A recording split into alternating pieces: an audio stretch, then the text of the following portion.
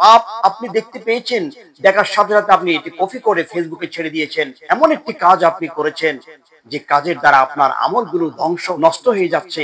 মুসিবতের দিনে আল্লাহর রহমত থেকে, দয়া থেকে মাফির যে ব্যবস্থা সেটা আমরা ধ্বংস করে দিই। পাপের কথা কাউকে বলবেন না, কারো পাপের বিষয় আপনি জানার চেষ্টাও করবেন না। কেউ যদি বলতে চায় এদিকে এড়িয়ে চলুন, কারো গুনাহের সাক্ষী হতে যাবেন না। নাহমাদুহু ওয়া নুসাল্লি আলা রাসূলিহিল কারীম, আম্মা বা'দ।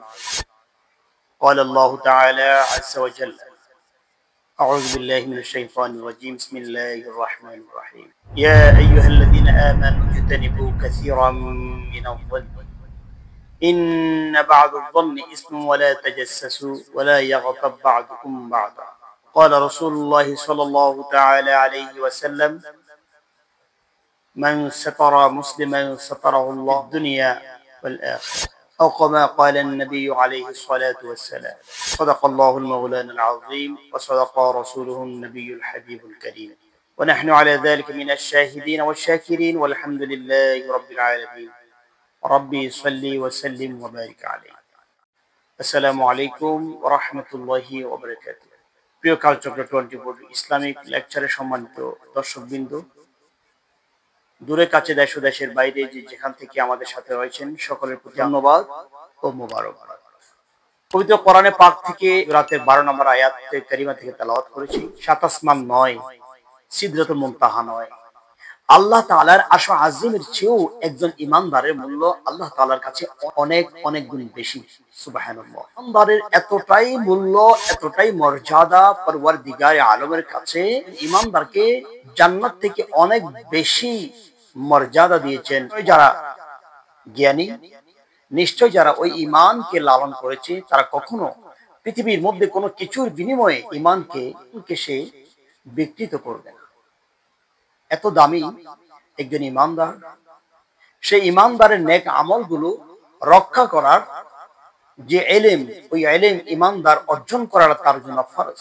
প্রিয় বন্ধুগণ, আমাদের অজান্তে এই আখিরাতের সম্বলগুলো আমরা হারাতে বসেছি একটি মাত্র ভুল করার কারণে। আল্লাহ তাআলা যেভাবে আদেশ দিয়েছেন, আমরা তার বিরুদ্ধাচরণ করার কারণে আমাদের আমলগুলো নষ্ট হয়ে যাচ্ছে, ধ্বংস হয়ে যাচ্ছে। পরওয়ারদিগার ঘোষণা দিয়েছেন, ওয়ালা ইয়াগতাব বা'দুকুম বা'দা, যে ব্যক্তিকে পছন্দ করি না, আমি যে আকীদাকে পছন্দ করি না, তাদের কোনো দোষ ত্রুটি পেলেই পাবলিশ করি। আমাদের একটা বদভ্যাস, একটি ঘটনা কোথাও ঘটছে, সাথে সাথে সেটি আমরা ফেসবুকে দিয়ে দেওয়ার জন্য। একজন ইমানদারের জন্য এই ত্রুটি কতটা ভয়াবহ জানেন? ওয়ালা ইয়াগতাব বা'দুকুম বা'দা, তোমরা একে অন্যের দোষ ত্রুটি খোঁজাখুঁজি করিও না, একের পেছনে অন্য তালাশ করিও না, তোমরা এক ভাইয়ের দোষ অন্য ভাইকে বলিও না।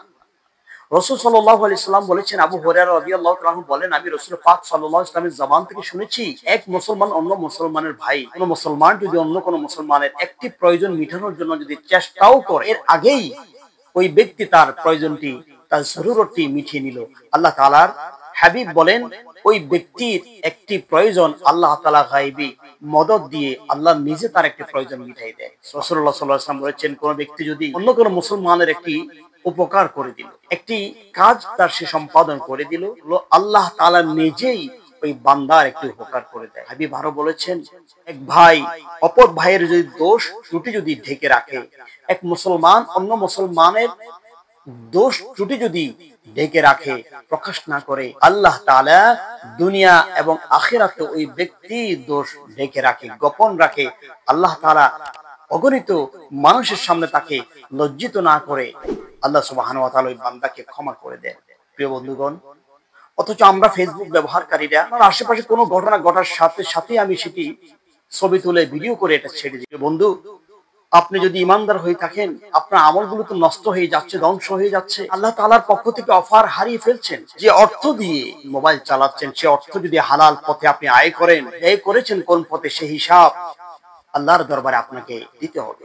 যার ভুল ভ্রান্তি, যার পাপ আপনি দেখতে পেয়েছেন, দেখার সাথে সাথে আপনি এটি কপি করে ফেসবুকে ছেড়ে দিয়েছেন, এমন একটি কাজ আপনি করেছেন যে কাজের দ্বারা আপনার আমলগুলো ধ্বংস নষ্ট হয়ে যাচ্ছে। মুসিবতের দিনে আল্লাহর রহমত থেকে, দয়া থেকে মাফির যে ব্যবস্থা সেটা আমরা ধ্বংস করে দিচ্ছি। কষ্ট অর্জিত অর্থ দিয়ে এমবি কিনে কেন অন্য মুসলমানের দোষটি আপনি আপলোড করছেন ফেসবুকে? এটি কোনো গুণী মানের কাজ, চরিত্র হতে পারে না বন্ধু।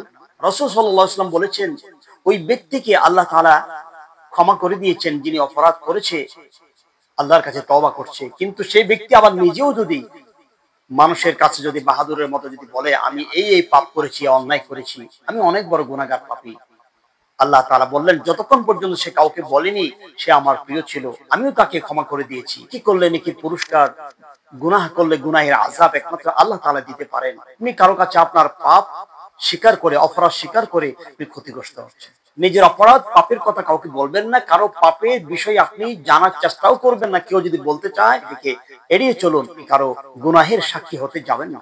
প্রিয় বন্ধু, আল্লাহ সুবহানাহু ওয়া তাআলা চান না বান্দা একে অন্যের দোষ ত্রুটি তালাশ করে হানাহানিতে লিপ্ত হোক। আল্লাহ পছন্দ করেন না বন্ধু।